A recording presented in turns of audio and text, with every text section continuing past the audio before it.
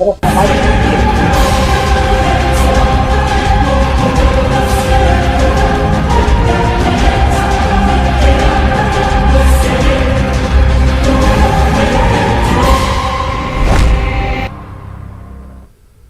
आदाब नाज़रीन, खबर खास के साथ मैं हूं मुनाज़ा शाह। आज बात करेंगे उन अरब ममालिक की जो इस वक्त हिंदुस्तान से कुछ नाराज चल रहे हैं।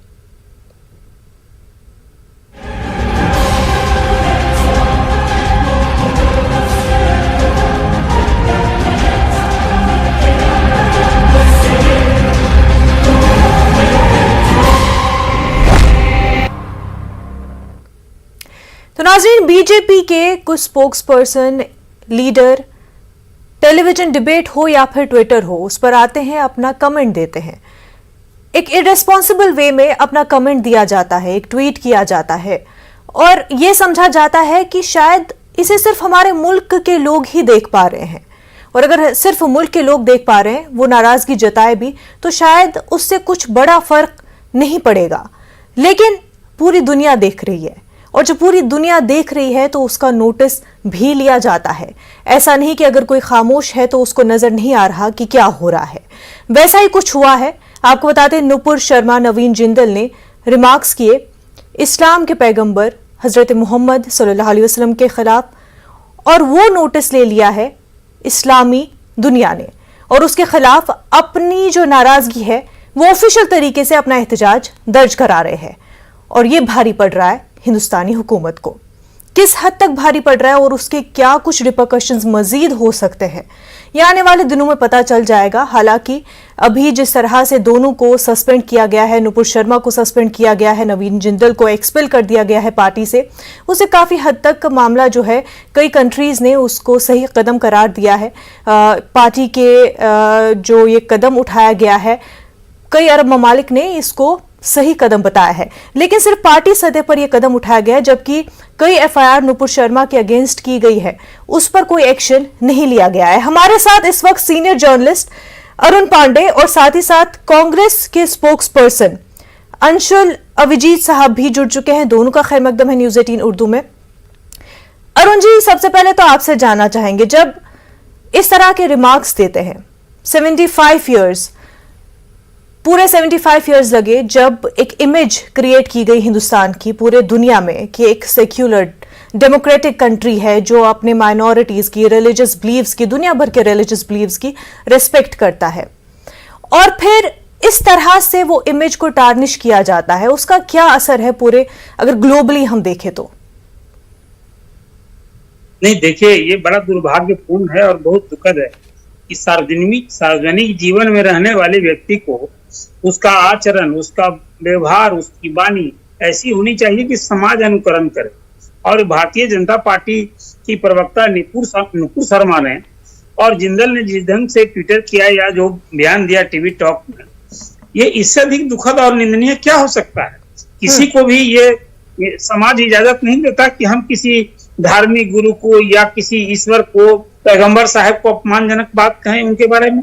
ये कल्पना से परे है। लेकिन नुपुर शर्मा ने जिस तरह की बात की, और जिससे खासकर पूरी दुनिया में भारत की भरपिटी में मानता हूँ, ये भाजपा की और नुपुर शर्मा की आज उसकी कीमत चुकानी पड़ रही है। इस्लामिक देश जो पूरी दुनिया में 57 देश का जो संगठन है, जिस ढंग की प्रतिक्रिया देखने को मिली है, ये स्वाभाविक है। पैगंबर साहब के बारे में कोई निंदनीय बात करे तो कैसे कोई इसको उचित मानेगा। तो वहां जिन लोगों ने भारत की आलोचना की है, ये भारत के लिए चिंता का विषय। आज ये इसी नुपुर शर्मा ने भारत के लिए जो एक, हम पूरी दुनिया में नरेंद्र मोदी ने एक अभी जो पिछले वर्षों में जो अपना एक इमेज बनाया और इस्लामिक देशों से जो एक मित्रवत संबंध बनाया था, नुपुर शर्मा ने एक बयान देकर जिस ढंग से, आप जानते हैं ये पूरे भारत का इन इस्लामिक देशों से व्यापार का कितना बड़ा है। हम 60% तेल मंगाते हैं इस्लामिक देशों से, खाड़ी देशों से। बिल्कुल। कौन एक सभ्य समाज में किसी को इजाजत दे सकता है कि इस तरह से गलत बयानबाजी करे और पैगंबर साहिब की निंदा करे? ये जो बात आई है, और जो बिल्कुल उसमें क्रिमिनल केस होना चाहिए। ये अभी तो किसी ने, पुलिस कमिश्नर ने समन भेजा है जी, क्रिमिनल केस करके उनको इमीडिएट जेल में डालना चाहिए था। भाजपा ने प्रतिक्रिया जाहिर की, भाजपा ने निलंबन की कार्रवाई की। मैं मानता हूं ये उचित समय पर उचित निर्णय है, लेकिन ऐसे नेताओं के लिए जो रोजमर्रा के जीवन में गैर जिम्मेदाराना बयान देते हैं और ये सोचते हैं कि हम देश में आज जो आबादी है 20-21% भारत में मुस्लिम आबादी है, उनका निरादर करके इस तरह की बात करके कैसे देश में एक समाज की कल्पना की जा सकती है। इसलिए जो लोग ये सोचते हैं कि मैं जो बोल रहा हूँ भारत में बोल रहा हूँ, भारत के लिए बोल रहा हूँ, वो इससे अधिक और क्या कहें, वो दरिद्रता है ऐसी सोच में। इसलिए जो बात आई है भारत के लिए चिंता विषय है और हमें लगता है कि प्रधानमंत्री ने, बीजेपी ने और भारत सरकार ने अभी एक लोगों को समझाने की कोशिश की है कि जो नुपुर शर्मा में बयान दिया है वो न तो पार्टी उनके साथ है और पार्टी ने फौरी तौर पर कार्रवाई की है जो की जानी चाहिए। पॉइंट यहाँ पर देखने वाली बात है कि ये जो कदम उठाया भी गया है ये करीबन 10 दिन के बाद, 9 से 10 दिन के बाद ये कार्रवाई की गई है। इमीडिएट कार्रवाई भी नहीं है। जब अरब ममालिक ने इसका नोटिस लिया उसके बाद ये कार्रवाई ली गई है। हमारे साथ इस वक्त AIMIM के स्पोक्स पर्सन मुमताज आलम रिजवी साहब भी जुड़ चुके हैं। खैर मकदम है आपका। मुमताज साहब आपके पास आएंगे, लेकिन उससे पहले अंशुल जी आपसे जानना चाहेंगे, बीजेपी का बयान आता है, ये कुछ फ्रिंज एलिमेंट्स होते हैं जो इस तरह के बयान देते हैं, ये पार्टी की सोच नहीं है, ये पार्टी की आइडियोलॉजी नहीं है और जाहिर सी बात है हिंदुस्तानी सरकार की तो बिल्कुल भी नहीं है। उस पर आप क्या कहेंगे? नहीं, सचमुच बहुत दुख का दिन है। मुझे बहुत अफसोस हो रहा है क्योंकि इस मुल्क में जिन चीजों को हम कीमती समझते थे, हमारी जमहूरियत, ये विभिन्नता, बार बार प्रधानमंत्री विभिन्नता की बात करते हैं, ये जो मुख्तलिफ धर्म हैं, ये संप्रदाय हैं, भाषाएं हैं, खान पीन है और हर तरह की चीजें हैं, और ये जो मजहबों का एहतराम है ये बहुत कीमती है। आज ऐसा लग रहा है ये सब दाव पे चला गया है, बहुत भारी ठेस पहुंची है। और मेरी तहजीब, इस मुल्क की तहजीब, यहां पर हमारा परवरिश, ये संस्कृति हमें ये सिखाती है कि रसूल आजम का जब जिक्र होता है सल्लल्लाहु अलैहि वसल्लम तो बड़े एक कद्र के साथ होता है, बड़ी इज्जत के साथ होता है। तो ये ऐसे जो अल्फाज आए, इस तरह के जो अल्फाज आए, ये सचमुच बहुत ही ज्यादा दुखद है। मैं कठोर से कठोर शब्दों में निंदा करता हूं। आपने बिल्कुल ठीक कहा, ये जो निंदनीय बात जो हुई, ये जो भाजपा की जो एक तरह से निलंबित किया गया, इनको सस्पेंड किया गया, वो बहुत देर के बाद किया गया, जब अरबी मुल्क से जब ये प्रेशर आया तब किया गया। ये देखिए, इसमें एक फर्क था, जरूर फर्क है। पहले सियासत ऐसी है भाजपा की कि वो हमेशा ऐसे विवादित और भड़काऊ बयान देते आ रहे हैं और फिर कानून का भी दुरुपयोग कर रहे हैं, इतिहास और तारीख भी मिटा रहे हैं, रोड के नाम मिटा रहे हैं, शहरों के नाम मिटा रहे हैं, गली कूचे के नाम मिटा रहे हैं, और फिर इस्लाम भी अब वर्जित हो गया है स्कूल और NCERT में पढ़ाना। इस तरह के वो कदम ला रहे हैं, वो बहुत गलत है, ये कंडेमनेबल है। लेकिन जब ये रसूल आजम की शान में गुस्ताखी होती है, ये बहुत अलग बात हो जाती है। ये सारी दुनिया इसमें मुतासिर हो जाती है, फिर उनकी वहां से प्रतिक्रिया आती है, एक अगले लेवल पे ये पहुंच जाता है। तो ऐसा ही हुआ, तो इसमें कोई ताज्जुब की बात नहीं है। ये जाहिर है ये ऐसा होना था, ये और होगा, क्योंकि ऐसा हो रहे हैं। आपने देखा था पहले 15-20 साल से जब भी ऐसे कुछ हुआ है यहां पर, तो इस तरह की प्रतिक्रिया पूरे विश्व से आई है, और ऐसा आज भी, अभी भी ऐसा होगा।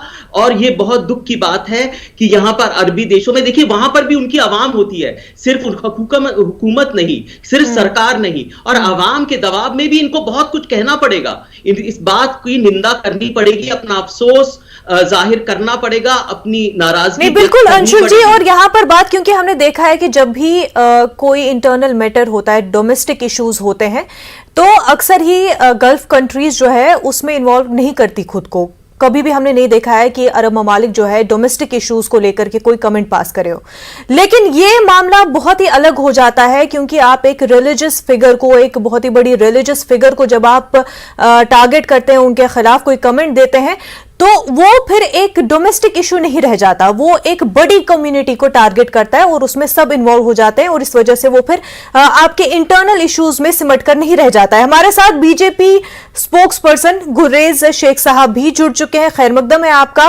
लेकिन सबसे पहले मुमताज आलम साहब आपसे जानना चाहेंगे, क्या पार्टी ने जो ये कदम उठाया है, नुपुर शर्मा को सस्पेंड किया गया है, नवीन जिंदल को एक्सपेल किया गया है, काफी है? नहीं, बिल्कुल काफ़ी नहीं है और इसीलिए हमारी पार्टी ने हमारे जो सदर हैं बैरिस्टर असदुद्दीन ओवैसी और जो दिल्ली के हमारे सदर हैं कलीमुल हफीज साहब, उन्होंने FIR कराई है, इसके तहत कार्रवाई की जाए।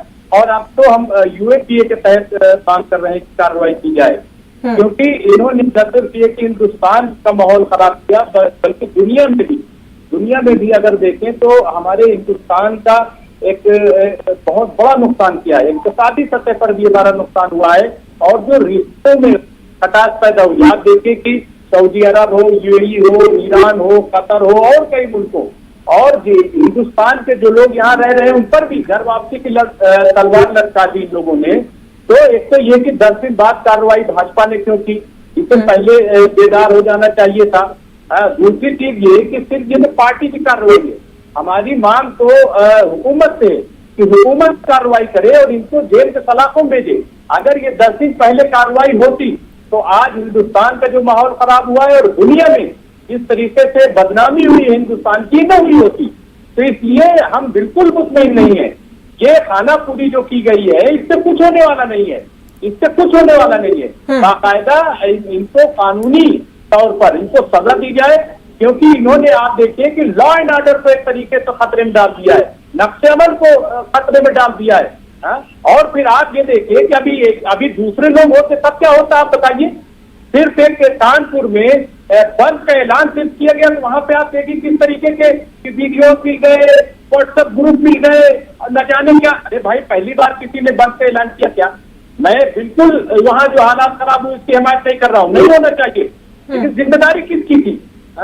और इसके लिए पहले जिम्मेदार कौन है? क्यों कार्रवाई सरकार ने नहीं की? अगर नुपुर शर्मा और नवीन कुमार जिंदल को जेल भेज दिया जाता तो क्या हालात खराब होते? उस पर कोई बात ही नहीं कर रहा है। पत्थर पत्थर पत्थर, अरे भाई पत्थर भी कौन दे गया, उसकी जांच कर लो। एक तरफ की तस्वीर दिखाई जा रही, दूसरी तरफ की तस्वीर नहीं दिखाई जा रही। ये जो सरपा है इसको भी दुनिया देख रही है। और बीजेपी की हालत तो ये है कि वो तो अभियान चला के इतना नीचे गिर गई है, इतनी नीचे चली गई है कि पाषाण काल में पहुंच गई है। उसको पता ही नहीं है कि पल भर की खबर पूरी दुनिया में कैसे फैलती है। शुतुरमुर्ग बन के काम करना चाहती है।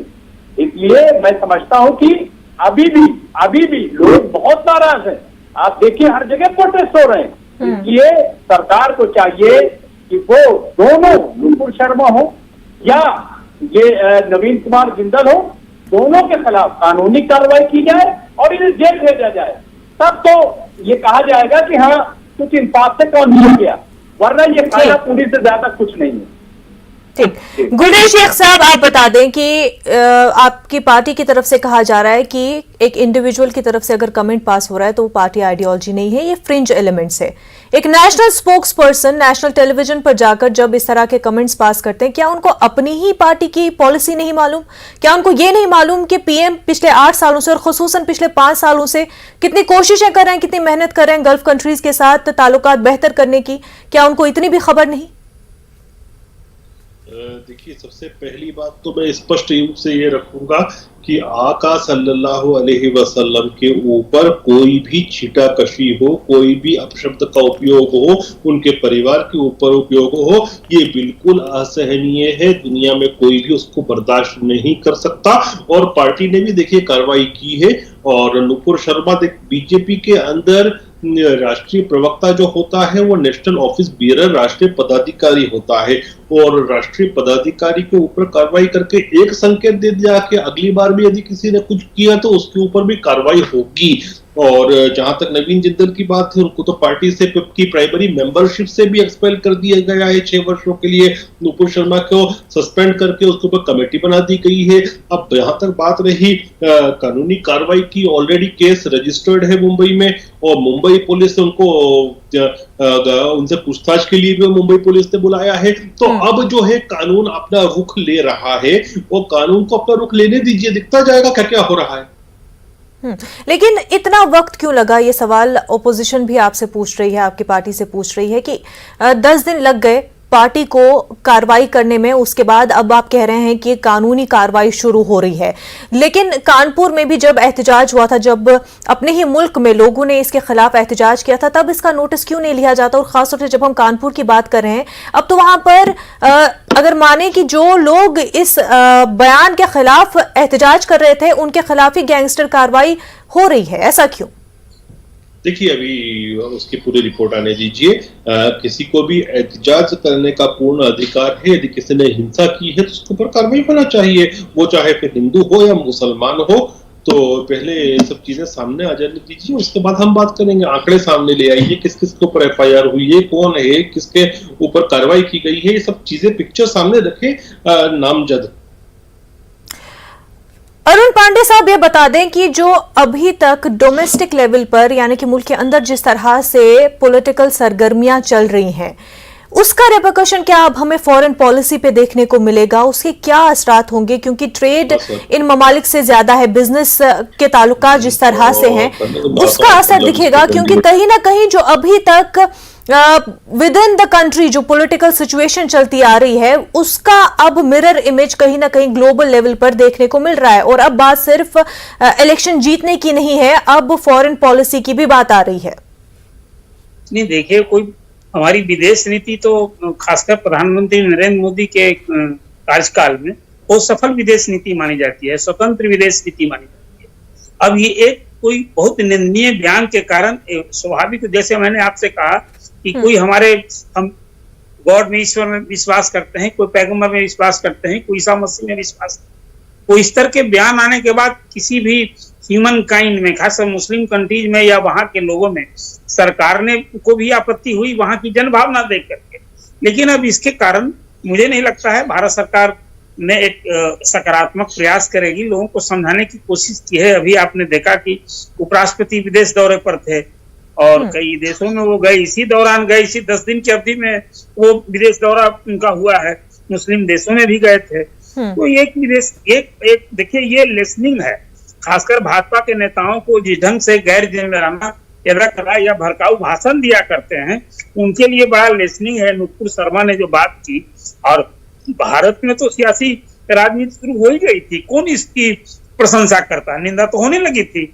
लेकिन जब आपने ठीक कहा 10 दिन लगे, खाड़ी देशों में मुस्लिम कंट्रीज ने जब इस पर रिएक्शन आने शुरू हुए, निंदा की, वहां के अपने राजदूत को तलब करके, और इस पर जब खबर ली और बात की, तो हमारी चिंता बढ़ी। तो ये एक बात तो है कि इससे हमारी विदेश नीति कोई बदलाव होगा। हम सभी मुस्लिम कंट्री से मेरा मित्रवत संबंध रहा है, और इसमें जो खासकर भारत विरोधी शक्तियां हैं, अभी पाकिस्तान इसमें रोटी सेकने की कोशिश करेगा कि देखो भारत के मुसलमान का या वहां के पैगंबर साहब के बारे में वहां की सियासी पार्टी जो सत्तारूढ़ पार्टी है उसके नेता कैसी बात करते हैं। ये तो एक राजनीति होगी, लेकिन मुझे लगता है कि भारत सरकार, प्रधानमंत्री इसको संभालेंगे, और ये संभालना भी चाहिए। और खास करके हम भारत में भी जो इसको लेकर के कहीं कानून व्यवस्था से कानपुर की घटना हुई, अब वहां कार्रवाई हो रही है, लेकिन किसी को कानून हाथ में नहीं लेना चाहिए। अब इसके चलते क्या हम देश जला देंगे? कोई एक नेता इस तरह का गैर जिम्मेदाराना बात करे, मैं मानता हूं ये आपराधिक लापरवाही ने कृत्य हुआ है। इस पर फौरी तौर पर अब 10 दिन देर से सही सख्त कार्रवाई होनी चाहिए। बिल्कुल, और रिस्पॉन्सिबल वे में भी अगर अपना प्रोटेस्ट दर्ज करवाना है तो एक बहुत ही पीसफुल वे में वो होना चाहिए, वो बात सही है। लेकिन ये भी ध्यान में रखना काफी ज्यादा जरूरी है कि अगर लोग अपना वॉइस कर रहे हैं अपनी बात को, तो क्या वो सुना जा रहा है कि नहीं, या फिर वेट किया जा रहा है कि कब दीगर ममालिक उस चीज का नोटिस ले और तब जाकर उस पर रिएक्शन कुछ देखने को मिलेगा। अंशुल जी, ये बता दें कि क्या आप भी मानते हैं कि कहीं ना कहीं मुल्क की इमेज जो है वो टार्निश की गई है? क्या अब जो दीगर ममालिक के साथ जो ताल्लुकात बनाए थे, जितना वक्त लगा था खुद को प्रेजेंट करने में, कहीं ना कहीं वो इमेज को अब जो पॉलिटिकल माहौल है वो खराब कर रहा है? नहीं देखिए, अभी डिबेट का जी, यही बिल्कुल, इशू बात है, ये आपकी आपके सही है। डिबेट का ध्येय और उद्देश्य ये- यही है। अरुण जी ये आपके तो- पास जरूर आएंगे, आपकी बात सुनेंगे। अंशुल जी से मेरा ये सवाल है कि क्या आप मानते ठीक है, हैं कि क्योंकि कांग्रेस का दौर इतना लंबे समय तक चला और कांग्रेस के दौर में जो है एक मुल्क की जो इमेज सेक्युलर और डेमोक्रेटिक के तौर पर आगे प्रेजेंट की गई और एक बहुत ही अर्न वे में डेमोक्रेटिक इमेज जो है अर्न की गई ग्लोबली, क्या उसको टार्निश किया जाता है? क्या आप ऐसा मानते हैं? हमारी छवि तो बहुत दिन से खराब होती जा रही थी, 8 साल से खराब हो रही थी। आप जानते हैं कि जितने भी जमहूरियत के जो वॉच डॉग्स हैं, जो नजर रखते हैं, वो बार बार ये कह रहे थे कि अब भारत में आजादी, अभिव्यक्ति की आजादी और कम होती जा रही है, यहां पर माइनॉरिटीज पे वार हो रहा है, वो सुरक्षित नहीं है। बहुत लोग कह रहे थे। मुझे अच्छा नहीं लगता जब और मुल्क हमारे जो अंदरूनी मामलात हैं उस पर टिप्पणी करे, मुझे बिल्कुल अच्छा नहीं लगता। लेकिन ऐसा बार बार होता जा रहा था, बहुत दिन से होता आ रहा है। सो ये नई बात नहीं है। हाँ, ये एक और नए, एक तरह से एक नए लेवल पे पहुंच गया है, क्योंकि ऐसी जहरीली बात उन्होंने कही। लेकिन मैं एक बात कहना चाहूंगा, ये जो जहरीली बात ये कही गई है, ये तो गुस्ताखी है, जो बर्दाश्त कोई कर नहीं सकता। ये अचानक नहीं आई, इसकी एक पृष्ठभूमि है, इसकी एक तारीख है। क्योंकि बार बार ये हिम्मत कहां से आई ऐसी बात, ऐसे अल्फाज कहने की? भाजपा के तर्जुमान को इतनी हिम्मत हुई कैसे कि वो कह सके पब्लिक फोरम पे, नेशनल टीवी पे, वो कह कैसे सके? क्योंकि ये इसकी पृष्ठभूमि ये है कि उनको ताकत मिलती आ रही थी। ये जो विवादित राजनीति है, जो विवादित बयान है, जो हम 8 साल से सुनते आ रहे हैं।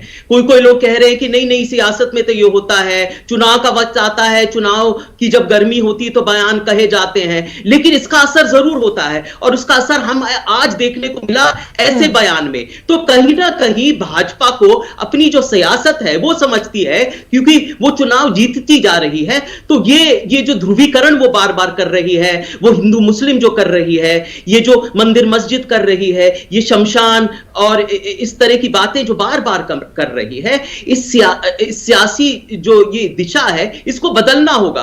क्योंकि ये कब तक ये आग लगाते रहेंगे, यहां पर सामाजिक जो हमारा ढांचा है उस पर आग लगाते रहेंगे, इस तरह से छोटी छोटी जगहों पे आग लगाते रहेंगे, तो कब तक ऐसा चलेगा? तो इस मुल्क की छवि तो बर्बाद होगी। तो वो तो हो ही रही है और बहुत दिनों से हो रही है। तो इसमें तो सरकार ही ये यहां पर फुल स्टॉप कर सकती है, अपनी दिशा बदल सकती है। बिल्कुल। गुलरेज साहब, आपसे जानना चाहेंगे कि क्या वाकई टार्निश हो रही है इमेज? ये तो एक पॉइंट है, लेकिन दूसरी बात ये भी कि क्या इतना इररिस्पॉन्सिबली स्टेटमेंट्स दिए जा सकते हैं? क्योंकि हेट स्पीच, अब इससे समझ में आ रहा है कि हेट स्पीच को इतना कॉमन कर दिया गया है, इतना आम कर दिया गया है कि अब अगर कुछ भी कमेंट पास किया जा रहा है तो उसको कुछ गलत नहीं समझा जा रहा है, उसको कुछ नया या चौंकाने वाला नहीं समझा जा रहा है। इस वजह से कोई भी इस तरह के कमेंट्स पास कर रहा है, नतीजा उसका हमारे सामने है। और शायद हम ये फिर भूल जाते हैं कि इन्हीं ममालिक में 3 मिलियन से ज्यादा एनआरआईज है। और आपको बता दें कि अगर हम ट्विटर ट्रेंड देखें सर, तो ये एनआरआईज भी जो है इसकी मुखालफत कर रहे हैं, कंडेम कर रहे हैं इस तरह के कमेंट्स को। और साथ ही साथ जो ये अरब ममालिक है, गल्फ कंट्रीज है, 15 नेशन के करीब, इन्होंने जो एक्शन लिए हैं, इन्होंने जो अपना एहतजाज दर्ज कराया है, उनकी हिमायत कर रहे हैं। देखिए, ये जो हुआ है और इन दोनों व्यक्तियों ने जिस प्रकार की बातें की है, और विशेषकर जो टेलीविजन पर लोगों ने बात की है, उससे तो डेफिनेटली भारत की छवि को डेंट पहुंचा है और इसीलिए उसके ऊपर कार्रवाई हुई है। पार्टी में कोई भी पदाधिकारी, वरिष्ठ पदाधिकारी, राष्ट्रीय पदाधिकारी हो या कोई हो, स्टेट के पदाधिकारी हो, वो उसका फेवर नहीं कर रहे हैं। ये बड़ी स्पष्ट बात है और आला कमान से, जो टॉप ब्रास है पार्टी की, वहीं से ये संदेश निकला है। तो हम सब चीजों को लेकर सचेत हैं और हम नहीं चाहते कि इस प्रकार की बातें हो। लेकिन विद ड्यू रिस्पेक्ट एक रिक्वेस्ट करूंगा मैं मीडिया से भी, क्योंकि आप भी मीडिया के नुमाइंदे हैं और एक जगह जो बात होती है दूसरी जगह भी पहुंच जाती है। जब उन्होंने इस प्रकार की बात गलत की थी, पार्टी को जो एक्शन लेनी थी पार्टी ने ले ली, लेकिन उसी समय उनकी वॉल्यूम को म्यूट कर दिया जाना चाहिए था। तो मीडिया को भी चाहिए कि इस चीज बिल्कुल सर, आपकी बात सही है कि मीडिया को भी रिस्पॉन्सिबल होना है, लेकिन ये सिर्फ मीडिया की बात नहीं है सर। ट्विटर पर ट्वीट किया था सर, और ये एक ही मौका ऐसा नहीं है सर, एक ही बार ऐसा नहीं हुआ है। धर्म सभाएं हुई, उनमें बीजेपी के लीडरान शामिल होते हैं तो इस तरह के बयान दिए जाते हैं। आरएसएस के इवेंट्स होते हैं, उनमें इस तरह के बयान दिए जाते हैं। तो इस्लामोफोबिक बयान सर दिए जाते रहे हैं। वही हम बात करें कि ये चीज कहां से, इसका रूट कॉज क्या है, क्योंकि नॉर्मलाइज किया गया है तब जाकर बात यहां तक पहुंची है सर। देखिए, धर्म संसदों की बात करें, उसमें कोई बीजेपी का नेता अपनी पर्सनल कैपेसिटी से चले जाए तो पार्टी क्या करेगी? पार्टी ने तो नहीं बोला जाए। और जो भी इस प्रकार का काम करते हैं धर्म संसद के नाम पर, वो बेसिकली मोदी जी का विजन है उसको डेंट पटकते हैं, उनकी छवि को खराब करते हैं। तो ये इसको आप बीजेपी से नहीं जोड़ें। लेकिन बीजेपी ने बड़ा स्पष्ट संदेश दे दिया है अपने उन लोगों को जो टीवी पे जाते हैं, मीडिया के अलग अलग संसाधनों का उपयोग करते हैं, कि ये उनके लिए लाइन क्या है। बिल्कुल सर, अब जो है बीजेपी ने साफ तौर पर कह दिया है कि ये पॉलिसी नहीं है बीजेपी की इस तरह की। लेकिन क्या पीएम को, जयशंकर को इस पर बयान देना चाहिए कि साफ तौर पर ऑफिशियल बयान आ जाना चाहिए? और साथ ही साथ, क्योंकि देखिए ट्विटर पर जो लोग दूसरे ममालिक के हैं और इसके खिलाफ कंडेम्ड कर रहे हैं, वो ट्रोल वहां पर कर रहे हैं। तो एक तरह से देखा जा रहा है कि एक राइट विंग ट्रोल भी चल रहा है। तो ये अब बात जो है बहुत लेवल पर आगे बढ़ रही है। तो जो एक मॉब्स भी है जमीनी सतह पर, उनको भी पीएम की तरफ से ये बयान जाना चाहिए कि इस तरह की हरकतें गलत है। देखिए, मैं पार्टी की तरफ से बोल सकता हूँ, स्पोक्स पर्सन पार्टी का हूँ, गवर्नमेंट ऑफ इंडिया का नहीं हूं, तो मैं उचित व्यक्ति नहीं हूं उसका उत्तर देने के। ये गवर्नमेंट के स्पोक्स पर्सन कह सकते हैं इस पर, गवर्नमेंट। लेकिन सर देखिए, आप बात सही कह रहे हैं, लेकिन ये एक पैगाम जाना चाहिए लोगों तक, और हम इसी बारे में लगातार कह सकता हूँ। एक बात पार्टी की तरफ से ये कह सकता हूँ कि पार्टी ने कार्रवाई की और एक्शन ली है और अपने प्रवक्ताओं को संदेश दे दिया है। लेकिन जब सरकार की बात आती है तो सरकार के प्रवक्ता होते हैं, आपको चाहिए कि उनको बुलाएं डिबेट में इस चीज के लिए।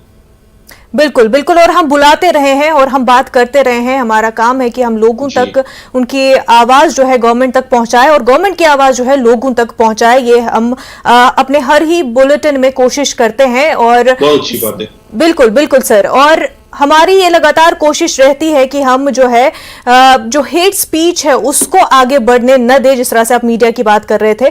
बहरहाल जो एक डिबेट छिड़ा है कि क्या इतना इररिस्पॉन्सिबल वे में बातें कही जा सकती है, क्या उसके रिपरकशंस लोगों को याद नहीं रहते, और खास तौर से जो पॉलिटिकल लीडरान हैं और जो एक पार्टी के नुमाइंदे हैं, क्या उनको ध्यान में नहीं रखना चाहिए कि क्या कुछ मुल्क को इससे नुकसानात उठाने पड़ सकते हैं। गुलेश शेख साहब, अरुण पांडे जी, अंशुल अविजीत साहब और साथ ही साथ मुमताज आलम रिजवी साहब, आप सभी का बेहद शुक्रिया हमारे साथ बात करने के लिए।